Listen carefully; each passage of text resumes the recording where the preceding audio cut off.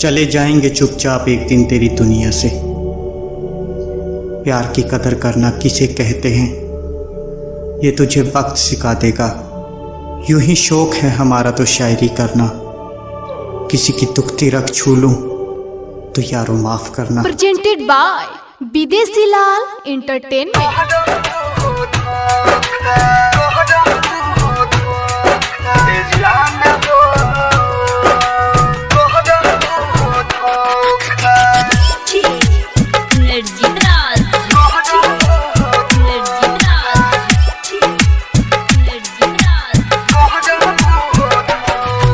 सुननी हो कि तू हर शादी दूसरा जगे होता, प्यार में हम हूँ जननी ना कि कह रहू हो धोखा।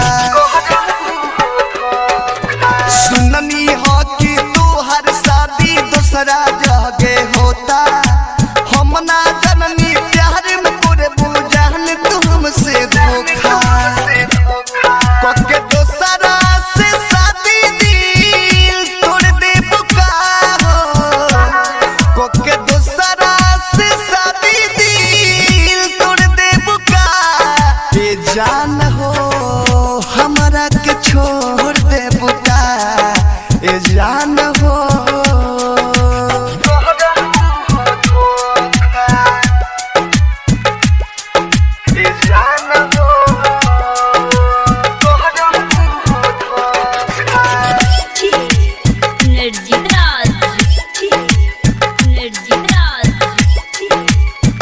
अंकुश रिकॉर्डिंग स्टूडियो जादूपुर बाजार।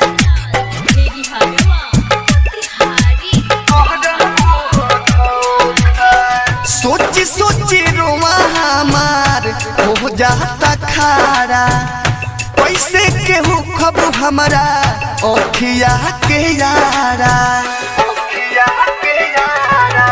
साथ नहीं छोड़ब कहलू खाई के क्रिया, अब काहे छोड़ दिहलू हमारी फिकिरिया।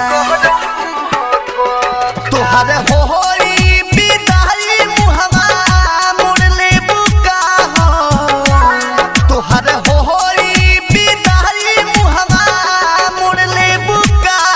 बेजान हो हमारा के छोड़ दे बुका, ए जान हो।